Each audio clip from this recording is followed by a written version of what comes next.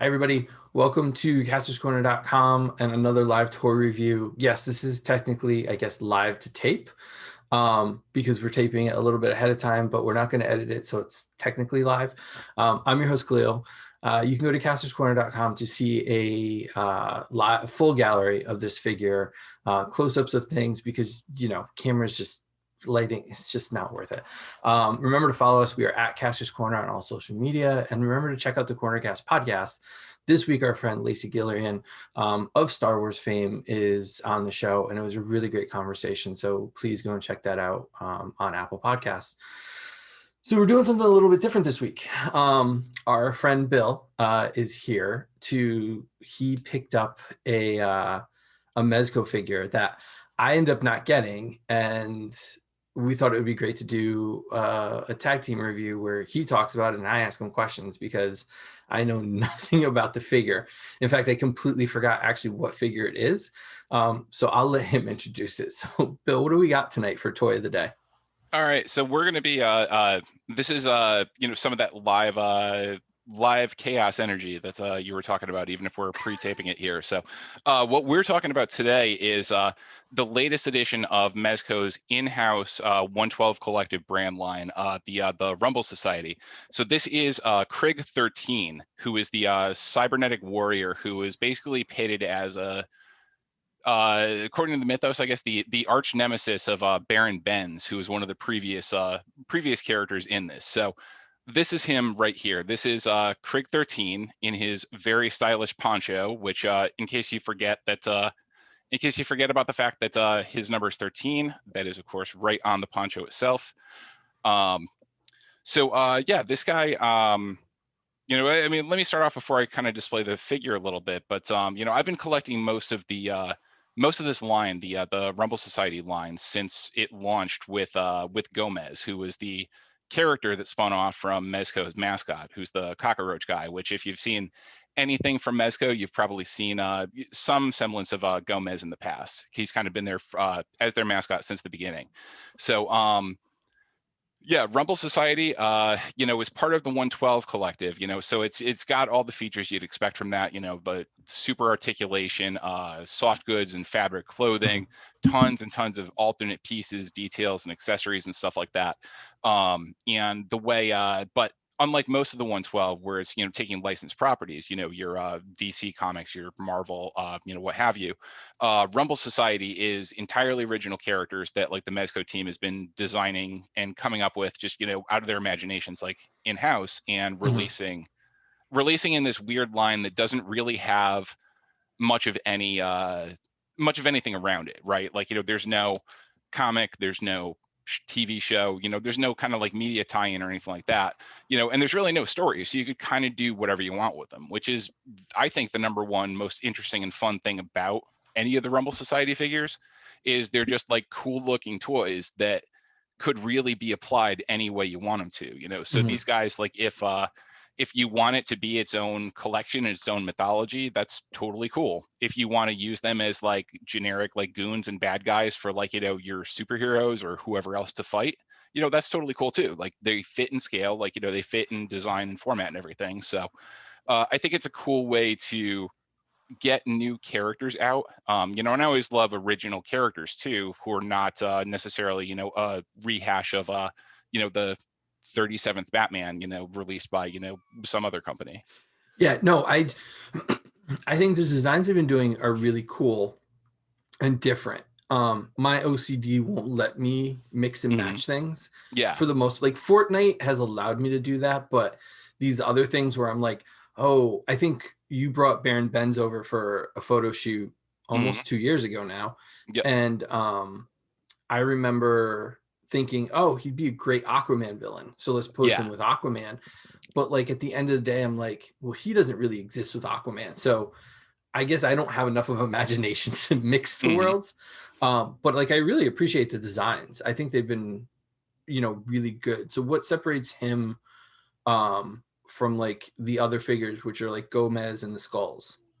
Yeah. So what I like about this is, he kind of KRIG 13 exists as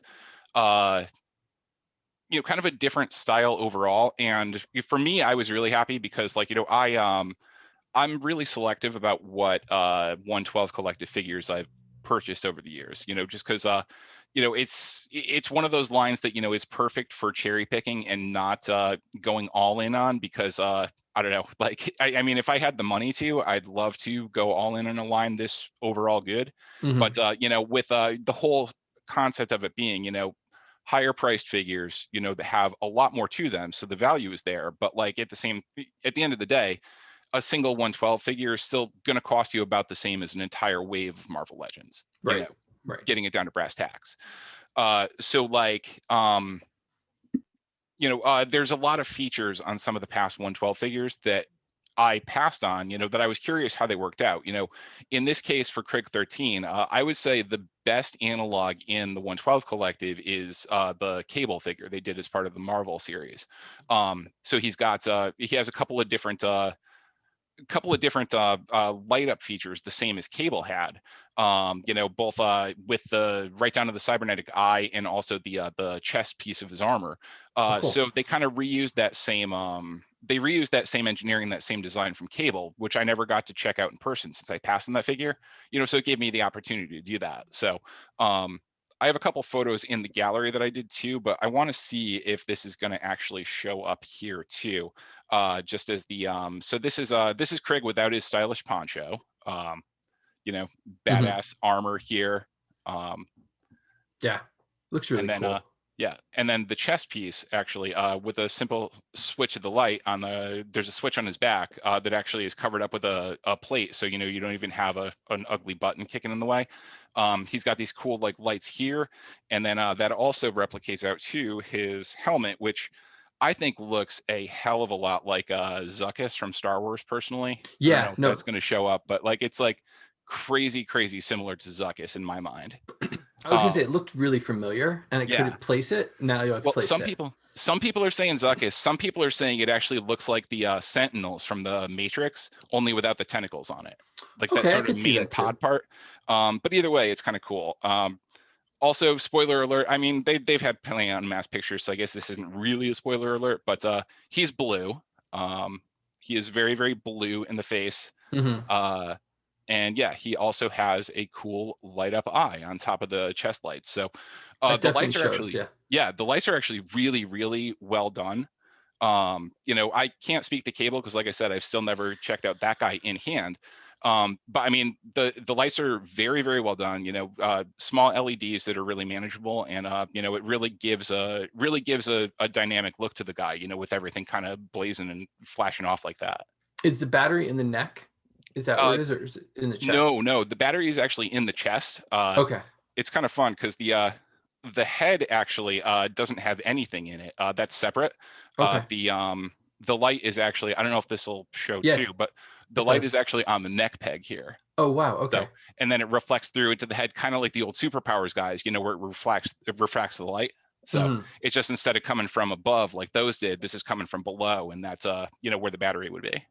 I was just curious because as the people watch this, they will have already seen our review of this guy, which is from earlier in the week, and his head lights up too. And I haven't actually opened this yet, so it's really funny. This is kind of meta, where it's like, no, you guys are watching this after I review it, but you will have seen the review of this, so you'll know what it is. It's kind of funny, dude. Especially after 2020, time doesn't matter. Time is not a thing that exists anymore. Yeah, it's it kind of just broke my head a little bit. So, so what? No, I think it looks really cool. Those are the ones, like you said, it's a little bit of a slippery slope where it was like, I have a rule with Mezcos, which is like, I only do the DC comic stuff, although I broke it for that new Wolverine.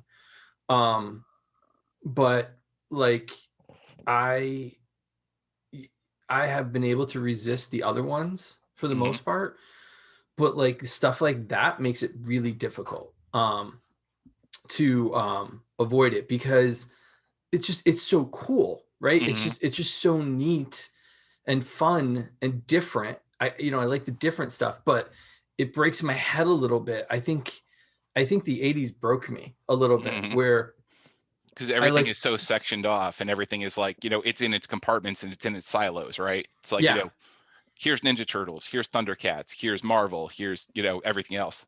yeah, that Like, it's harder for me to like the newer stuff that's a mhm. little off the wall. So I get that too. Like I do, I appreciate any line that it seems like the core principle behind everything that Mezco's done with Rumble Society is let's start off with just making a really cool looking figure, a really cool looking toy. And mhm, I like that, usually so I was thinking about this and like, my thing that I really, really enjoy about this as a collection overall, and like KRIG 13 is definitely, a worthy candidate of this, is that usually when you get to those hyper premium, like, higher end sort of figures, there's sort of a level of pomp and circumstance that like they're like, oh well, this has to be as accurate as possible. This has to be like, and it kind of takes away from like, the fun factor of it to a mhm, degree. Something like Sideshow, like I love their stuff. It looks gorgeous, but like I've had a bunch of Sideshows and a bunch of hot toys in my day. I wouldn't call them the most fun of figures, honestly. Like they're yeah, great for displaying, but they're not fun for just messing around with. If yeah, for nothing else, then like, I'm shitting a brick half the time, like thinking like, oh my God, like this was like, so much money. If I break it, like that is so much money to be out. yeah, Um, but I like that with these guys, it seems like Mezco's having fun in the design of them and like coming up with them and like how they work into this little like mythology they're building. Um, and on top of that, they make for just really fun toys to just play around with. Like yeah, every time I get a new 112 figure, especially with the Rumble guys, um, I spend a lot of time, just posing and messing around with them. And as they get into stuff like this, like KRIG is extra fun in that he has the helmet that comes off, so you could display him like, with or without a helmet. It's actually a cool two-piece helmet that sort of sandwiches around the head instead of just popping off the top. He's got the poncho, which gives an entire other look, which I think is really cool. mhm. Um, yeah, so like I really overall really like this guy. Um, Is there, mhm. I was gonna say, is there anything while you were posing him and playing with him that was either not I would say fragile, because Mezco's the parts are tiny, sometimes they're sharp, sometimes they're not I don't want to say flimsy, but Mhm. in the design of them, sometimes they if you're not careful with pressure, or how you take things off, they can break. So is there anything to look out for as you're posing or putting on the accessories? Truth be told, like I mean, there's two things I just wanted to cover quick on this. Yeah. The number one, the thing that I thought was going to be an issue, which is kind of surprising that it's not. There's a couple of pouches built into the sides of his legs. So he's got like a little pouch on the side over here, and then he also has the holster over here. Hmm. What's interesting about this is there's no band, there's nothing keeping it on. It's literally sewn into the pants. Okay. So I was really nervous that that was going to be just a nightmare. And like, as soon as you tried to put the gun in the holster, right, it was going to like, rip the stitch and like the whole thing would fall off. It's been surprisingly stable and sturdy. No matter how much I pose the guy around or take the gun in and out, it's actually stayed in place much, much better than I thought it was going to be. Hmm. I still don't know how they braced it, but they did a good job with that. Okay. My concern that I do have is, and this is a concern that goes back to all the 112 collective figures. Mezco likes to use very firm, hard plastic for a lot of the accessories. Hmm. So your guns, blades, and things like that are going to be like a really, really hard plastic. So, I actually prefer when there's a little bit of softness to them. Yes, a blade can bend that way, which is a bummer, but I'd rather slightly bent blade than one that cracks open. Gotcha. So there are some cool blades, like this little crescent piece that he comes with. This is like super, super hard plastic, and like the concern with that is like I'm afraid that if he did take a shelf dive while he was holding this, it would probably just snap in half. And like something this size and this intricate, there's really no way to like uh, fix it or glue it back together. So Gotcha. that is definitely something to watch out for. Is that my only other complaint with this guy really is that the armor is really well sculpted, but the chest and shoulder armor especially is it is pretty bulky. So one of the appeals of the 112 is how hyper articulated they are. And the usually the soft goods outfits help to kind of make that movement really natural and posing really natural. This Mhm. guy is a little bit stiff in the upper half because of that. Okay. All right, that's fair. I Yeah. wonder if that it's a function also of the mechanics with the lights and the batteries and It definitely could be, because he doesn't have any of that kind of like ab. The only articulation he really loses. He does have some, a decent shoulder range and everything like that, but he doesn't really have much ab to chest range. So Okay, it probably is a result of the battery and everything that they're working in for the electronic features. cool. Well, there you got it. New Mezco 112. I'm sure he sold out pretty quick, right? I just double checked actually. As of this recording, he is up for the wait list still, so he Okay. is not directly available. But if you are interested, you can jump on Mezco Toys website and you can join the wait list.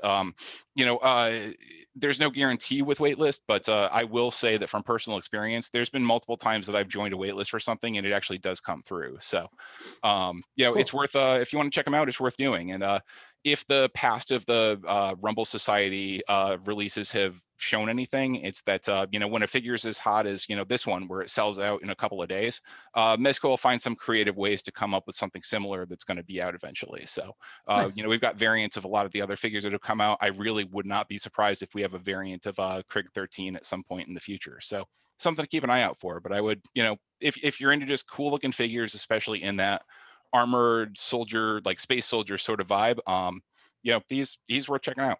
Cool. Well, thank you guys for watching. You can check out a full gallery of this guy on the website, castorscorner.com.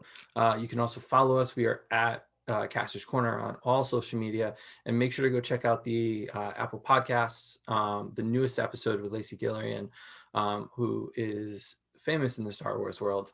You can go check out her podcast with me on the Cornercast podcast. And remember to hit that subscribe button, right? I don't know where it is actually with us being on the screen together. It's probably somewhere over here.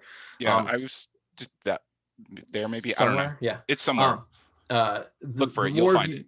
the more of you that subscribe, the more cool things we get to do, and we get to share them with you. And I think that that's the best part of doing all this work here. So for me and for Bill, thank you guys for watching, and we'll see you tomorrow with an all new live toy review. Thanks for watching, guys. See you tomorrow.